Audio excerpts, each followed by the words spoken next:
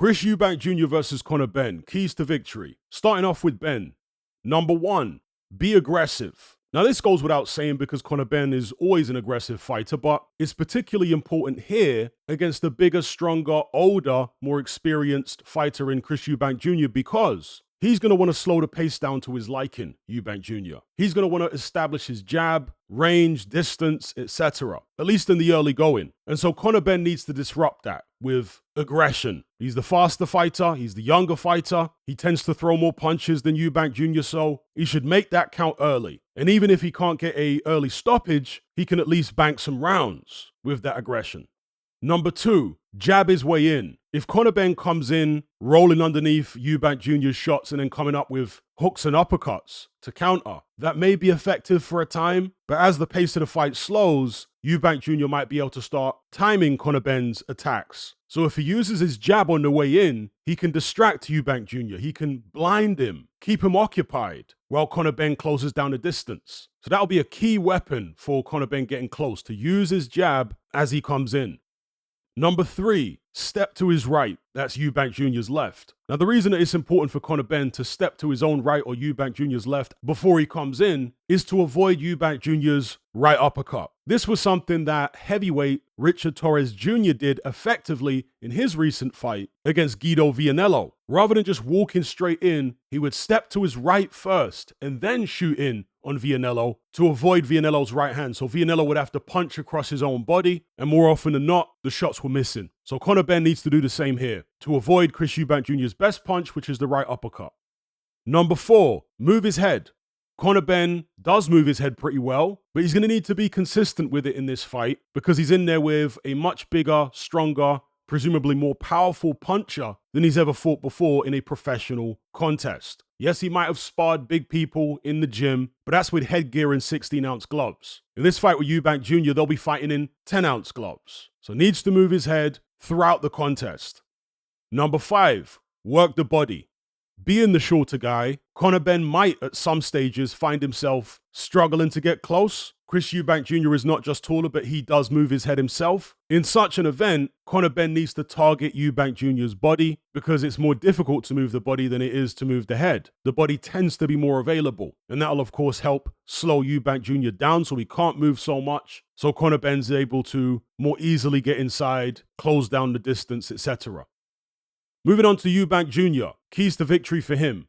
Number 1, maintain distance early. Conor Benn's going to come out very aggressive. He's faster, he's younger, he's more energetic. And so Eubank will probably want to avoid exchanging with him in the early going because Benn may get the better of it. So Eubank should use his jab to head and body. It must be thrown at the correct range though, because if he throws it from too close, Conor Benn will be able to counter. So throw the jab at the correct range, mix in some power shots here and there, and use lateral movement to maintain distance. Number 2, keep his hands high. Chris Eubank Jr. is not as quick as he used to be. He has a habit of fighting with his hands low. He paid for it against Liam Smith in the first fight. In the rematch, he got his hands up much higher. And while Liam Smith is naturally bigger than Conor Benn, he's certainly not faster, he's certainly not more explosive. So it would be wise for Eubank Jr., unlike in the Zerameta fight, to keep his hands high against Conor Benn, especially in the early going when Benn is at his most quick and energetic. This allows Eubank Jr. to block any punches he doesn't see or isn't able to slip.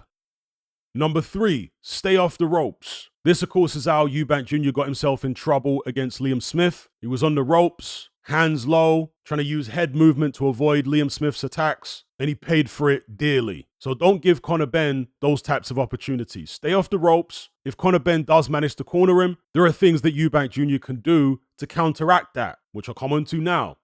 Number 4, be physical. Eubank Jr. is the bigger man, presumably physically stronger, so in order to shut down Conor Benn's aggression up close, he can simply smother him on the inside. Again, especially in the early rounds, to frustrate Benn and tire him out. This is something he did quite a bit in the early rounds against Liam Smith. And if he manages to get Conor Benn somewhat tired as the fight progresses, then he can start pushing him back, leaning on him, and actually bullying the smaller man.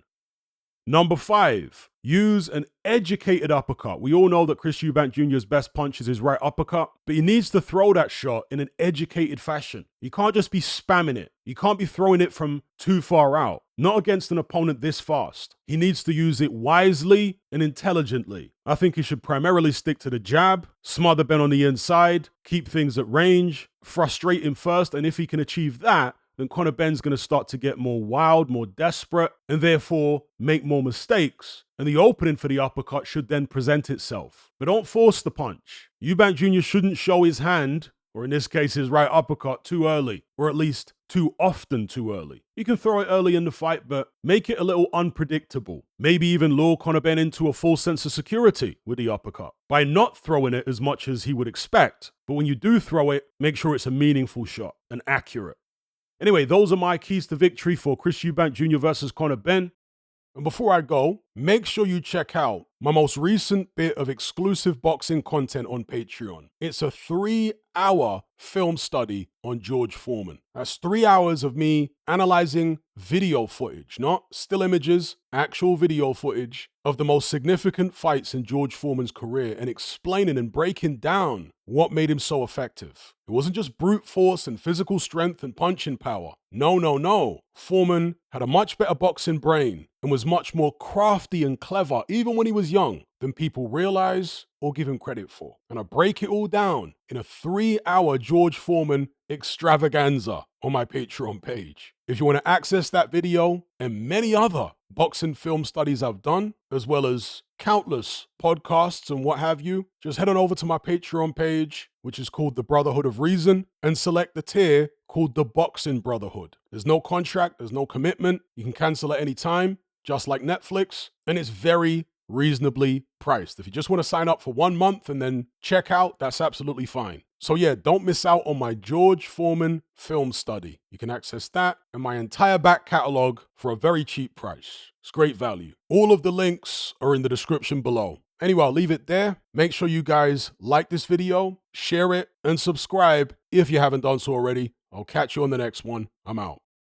If you want to access this video along with hundreds of hours worth of other exclusive boxing content, as well as our members chat, just head on over to my Patreon page and select the tier called The Boxing Brotherhood. There's no contract, no commitment. You can cancel at any time, just like Netflix, but it's a hell of a lot cheaper. Just download the app from the Play Store or the App Store. All the links are in the description box below. And just a quick money-saving tip for Apple users. If you purchase your Patreon subscription on the desktop site or on Android, then you'll avoid the ridiculous 30% fee that Apple charges for purchases made on the iOS app. So if you're on iPhone or iPad, save yourself some money by buying your subscription on the actual Patreon website or on Android because it's a lot cheaper. Once you've made that initial purchase, you can then use the Patreon app on your iPhone or iPad thereafter to access and enjoy your content as normal.